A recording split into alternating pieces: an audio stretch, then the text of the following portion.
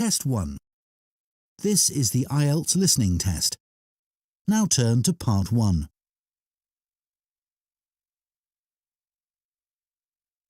Part 1. You will hear an interview with a woman who is doing a survey on transport. First, you have some time to look at questions 1 to 5.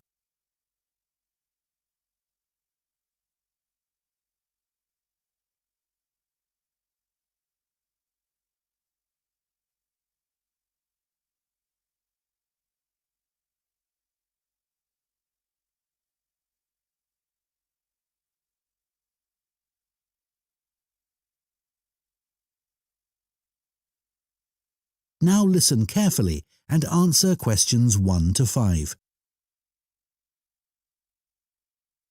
Excuse me, would you mind if I asked you some questions?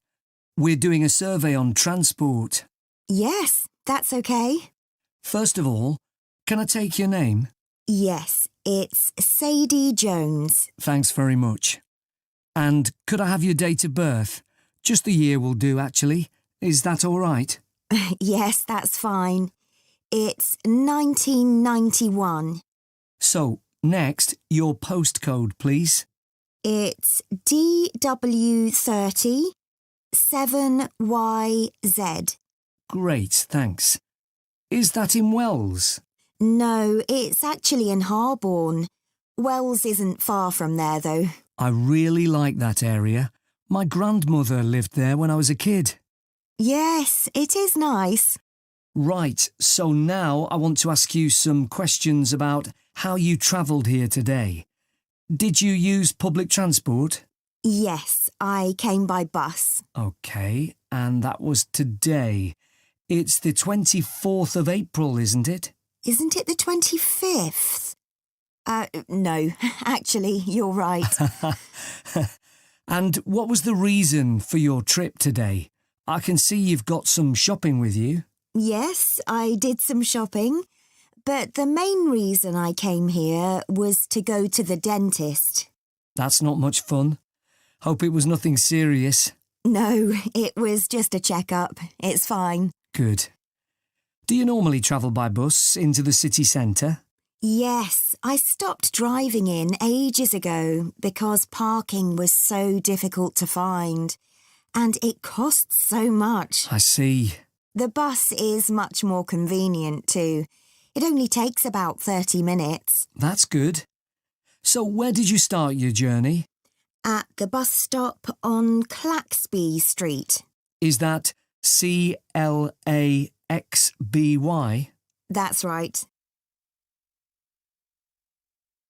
Before you hear the rest of the conversation, you have some time to look at questions 6 to 10.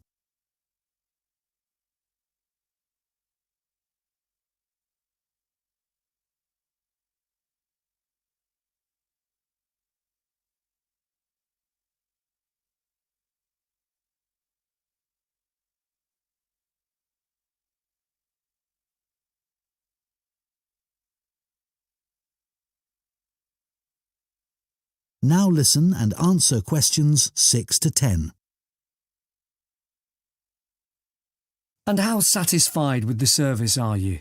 Do you have any complaints? Well, as I said, it's very convenient and quick when it's on time. But this morning it was late.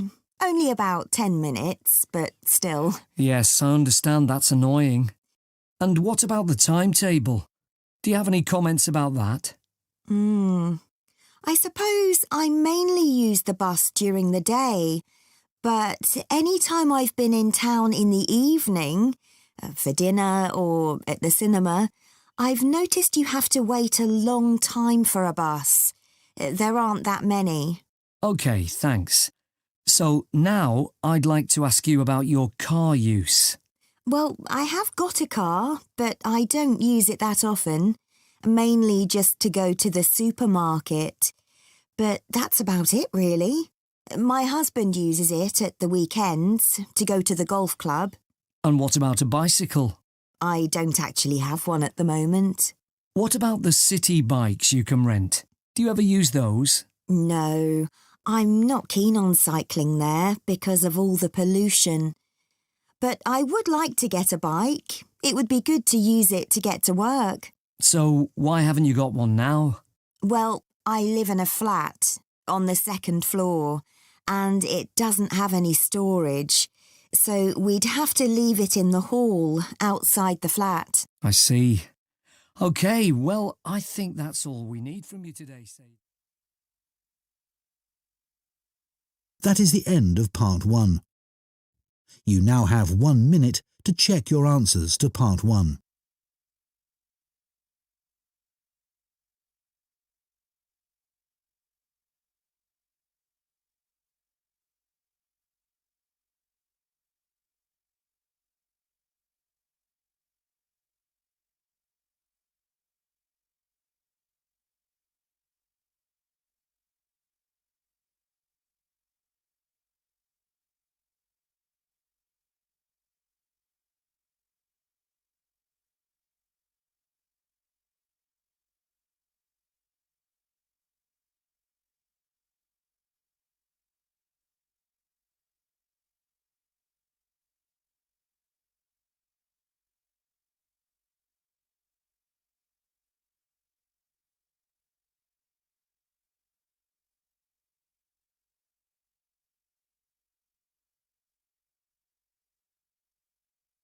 Part 2.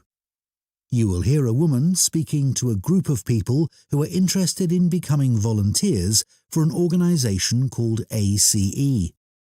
First, you have some time to look at questions 11 to 15.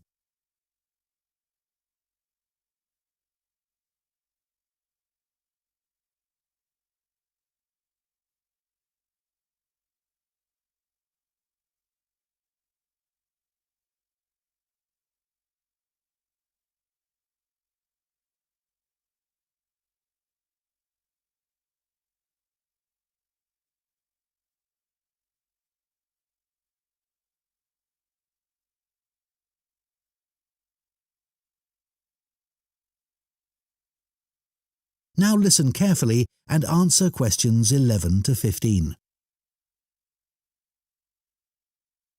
Good evening, everyone. Let me start by welcoming you all to this talk and thanking you for taking the time to consider joining ACE Voluntary Organisation. ACE offers support to people and services in the local area, and we're now looking for more volunteers to help us do this. By the way, I hope you're all comfortable. We have brought in extra seats so that no one has to stand, but it does mean that the people at the back of the room may be a bit squashed. We'll only be here for about half an hour, so hopefully that's okay. One of the first questions we're often asked is how old you need to be to volunteer. Well, you can be as young as 16 or you can be 60 or over. It all depends on what type of voluntary work you want to do. Other considerations, such as reliability, are crucial in voluntary work, and age isn't related to these, in our experience. Another question we get asked relates to training.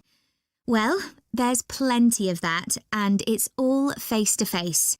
What's more, training doesn't end when you start working for us. It takes place before, during and after periods of work.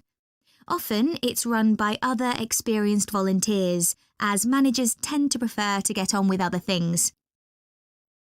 Now, I would ask you to consider a couple of important issues before you decide to apply for voluntary work. We don't worry about why you want to be a volunteer.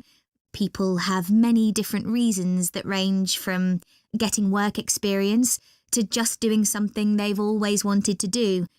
But it is critical that you have enough hours in the day for whatever role we agree is suitable for you. If being a volunteer becomes stressful, then it's best not to do it at all. You may think that your income is important, but we don't ask about that. It's up to you to decide if you can work without earning money. What we value is dedication. Some of our most loyal volunteers earn very little themselves, but still give their full energy to the work they do with us. Before you hear the rest of the talk, you have some time to look at questions 16 to 20.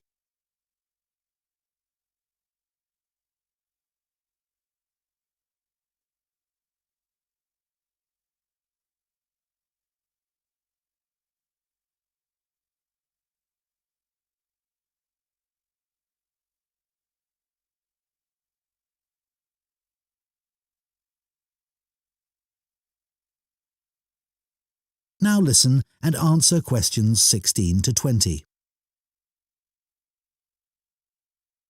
OK, so let's take a look at some of the work areas that we need volunteers for and the sort of things that would help you in those. You may wish simply to help us raise money. If you have the creativity to come up with an imaginative or novel way of fundraising, we'd be delighted, as standing in the local streets or shops with a collection box can be rather boring. One outdoor activity that we need volunteers for is litter collection, and for this it's useful if you can walk for long periods, sometimes uphill. Some of our regular collectors are quite elderly, but very active and keen to protect the environment. If you enjoy working with children, we have 3 vacancies for what are called playmates. These volunteers help children learn about staying healthy through a range of out-of-school activities. You don't need to have children yourself, but it's good if you know something about nutrition and can give clear instructions. If that doesn't appeal to you, maybe you would be interested in helping out at our story club for disabled children, especially if you have done some acting. We put on 3 performances a year based on books they have read, and we're always looking for support with the theatrical side of this. The last area I'll mention today is first aid. Volunteers who join this group can end up teaching others in vulnerable groups who may be at risk of injury. Initially, though, your priority will be to take in a lot of information and not forget any important steps or details. Right, so does anyone have any questions for me about